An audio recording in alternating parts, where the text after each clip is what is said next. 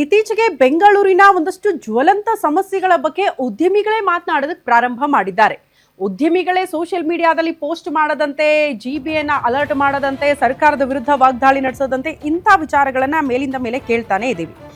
ಈಗಲೂ ಕೂಡ ಬೆಂಗಳೂರಿನಲ್ಲಿ ಫುಟ್ಪಾತ್ ಒತ್ತುವರಿ ವಿಚಾರಕ್ಕೆ ಸಂಬಂಧಪಟ್ಟಂತೆ ಉದ್ಯಮಿ ಧ್ವನಿ ಎತ್ತಿದ್ದು ನಗರದಲ್ಲಿ ಮಿತಿ ಮೀರಿ ಹೋಗ್ತಾ ಇದೆ ಪಾದಚಾರಿ ಮಾರ್ಗದ ಒತ್ತುವರಿ ವಿಚಾರಗಳು.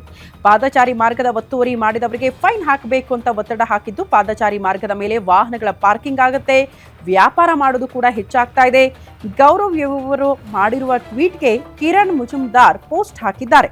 ಸೋಷಿಯಲ್ ಮೀಡಿಯಾದ ತಮ್ಮ ಎಕ್ಸ್ನಲ್ಲಿ ವೈರಲ್ ಆಗ್ತಾ ಇದೆಯಂತೆ ಈ ಪೋಸ್ಟ್. ಜಿಬಿಎ ಮತ್ತು ಪೊಲೀಸ್ ಇಲಾಖೆ ತಕ್ಷಣ ಕಾರ್ಯಾಚರಣೆ ಮಾಡಬೇಕು ಅಂತ ಒತ್ತಡ ಹಾಕಿದ್ದು, ಬ್ರೂಕ್ ಫೀಲ್ಡ್ನಲ್ಲಿ ಫುಟ್ಪಾತ್ ಮೇಲೆ ವ್ಯಾಪಾರ ವಾಹನಗಳ ಪಾರ್ಕಿಂಗ್ನ ಒಂದಷ್ಟು ವಿಡಿಯೋಗಳನ್ನ ಶೇರ್ ಮಾಡೋದ್ರ ಮೂಲಕ ಪೋಸ್ಟ್ ಹಾಕಿದ್ದಾರೆ, ನೋಡ್ತಾ ಇದ್ದೀರಿ.